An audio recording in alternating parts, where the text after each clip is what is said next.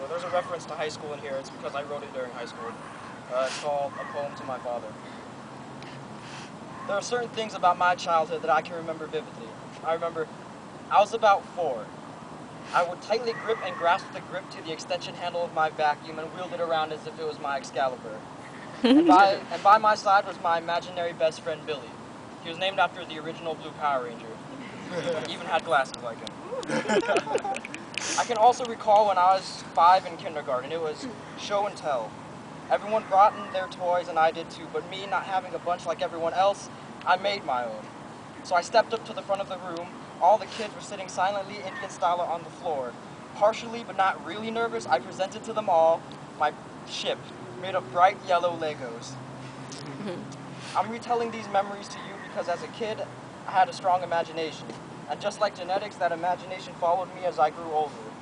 My imagination got stronger in junior high when I dreamed that I was just one of the X-Men with powers that allowed me to do anything, and of course, I was the strongest of all of them.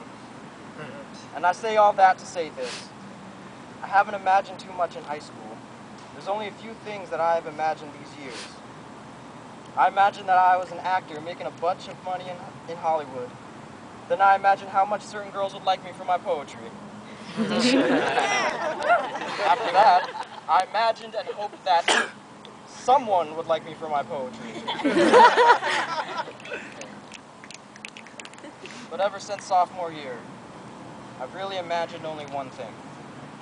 I imagine that my father is still alive, that he is here in my life like he used to be. I imagined he will stand next to me on graduation day, shake my hand, and tell me in his Vietnamese that he's happy his youngest son has graduated. And tell me that I must now go to college, become someone respectable, because after all, he demanded respect from everyone, and to above all else hold God in my heart. I imagine that my father was still here to drive me to school every morning, that he is still here supplying an open hand to any of his children who disobey him. He is here again, but minus the diabetes and the cancer, because that's what took him away in the first place. I imagine he is here drinking, smoking, and all. I just want him to be here. I imagine that my father was here, silently supporting me like he did with everyone else, not actively the type to speak, but willingly able to talk so long as we initiated conversation. I imagine that my father is here, so that my mother would never have had to cry that much within the first few months. Lord only knows how much she cried when no one was around, crying the way my father did when he was praying that day I came home from school. To see a grown man, one who was a POW in the Vietnam War, the only strong male figure I have ever known, to see him cry like that, that hurt the most.